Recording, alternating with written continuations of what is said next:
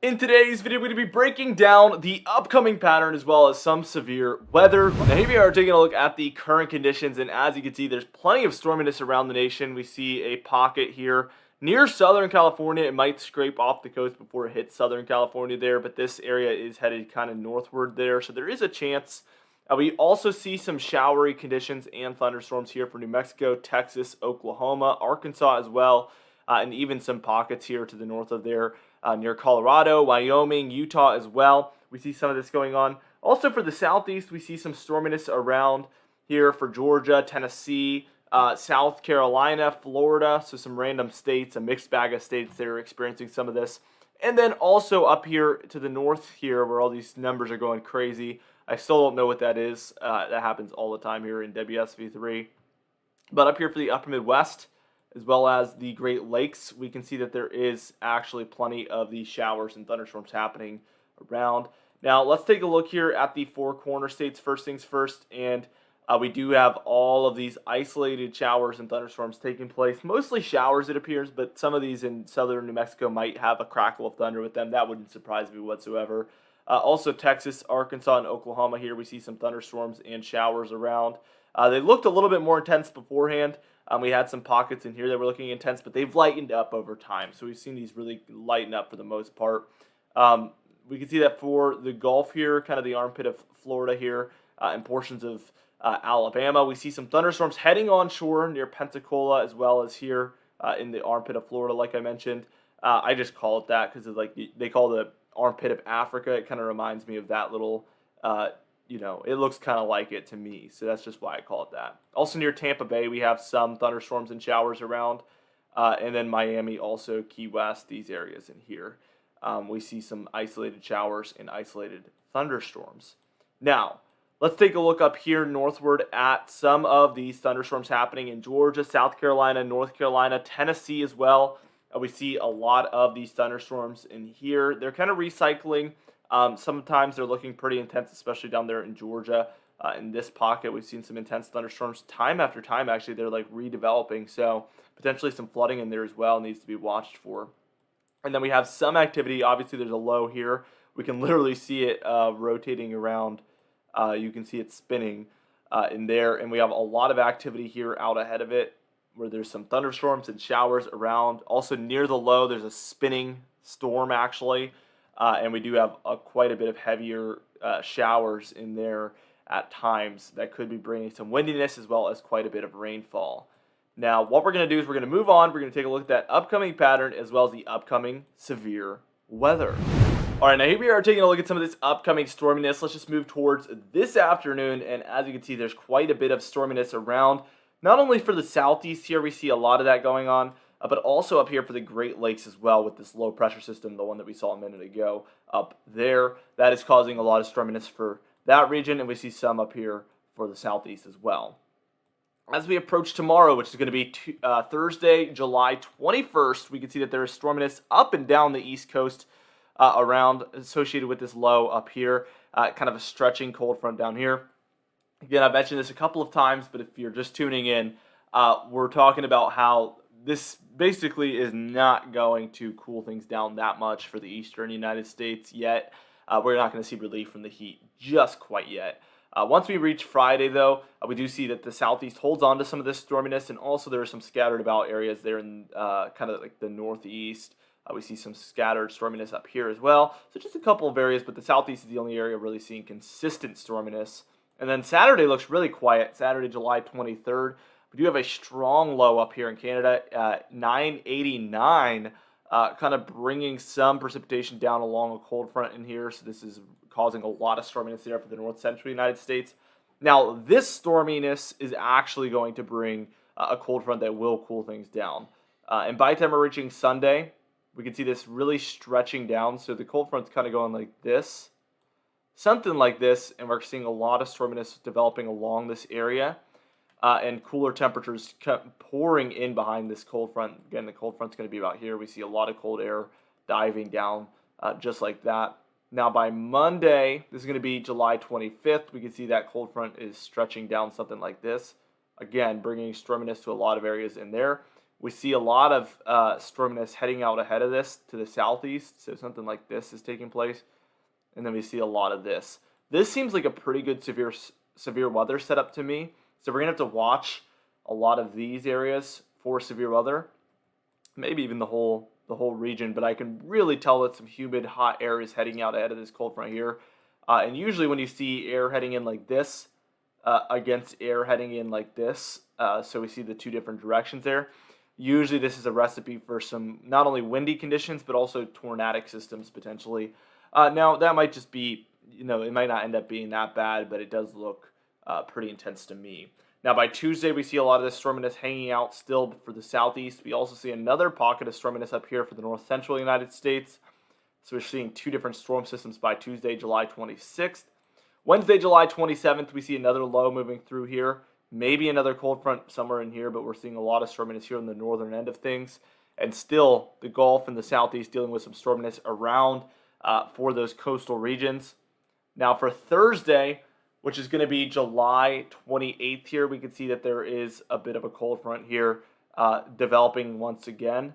That is bringing storminess along that area. And we once again also see some warmer air with some thunderstorms moving out ahead of this, just like that. Now, for Friday, July 29th, we can see the jet stream is going to look something like this, by the way. So a bit of a trough here in the east. After that cold front is said and done, we will see cooler temperatures moving in. We see a lot of storminess developing underneath this area. And then we have a bit of a ridge out west here where warmer temperatures are able to prevail for the most part. Now, let's go ahead and take a look at the upcoming, 10-day total precipitation, basically. And as you can see, if you're anywhere in the whites, we're expecting practically no precipitation. Your grays will be 1/10 of an inch or less of precipitation. Your greens will be about 1/10 of an inch to 1/2 an inch. Your blues will be 1/2 an inch to an inch. Your yellows will be 1 inch to 2 inches. Then your reds will be 2 to 5 inches of precipitation. And if you're anywhere in the browns, which I'm not really seeing any, but that would be 5 to 10 inches of precipitation.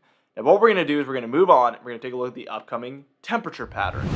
Now here we are taking a look at that upcoming temperature pattern. Here's the first day, and we can see really it's going to be hot from coast to coast outside of the southeast. That's the only area where we're experiencing some cooler temperatures around. Everywhere else is going to be hot for the most part. Now, same story here, except there's not really a lot of cold in the southeast this time around, so it's really hot from both coasts to the other coast there for July 21st here on Thursday. Let's just take this towards Friday here. It's going to be July 22nd. We see a little bit of cooler air here for the northwest as well as for the southeast. Outside of that, it's going to be really hot, especially in these areas. The northeast will be a little bit above normal, but these areas out west are looking much hotter, actually. Now, Saturday the 23rd, we can see that there actually is a cold air mass up here in Canada. And this air mass is, in general, moving a little bit further southward. So that we might see some relief from that heat here. Let's track it and develop it.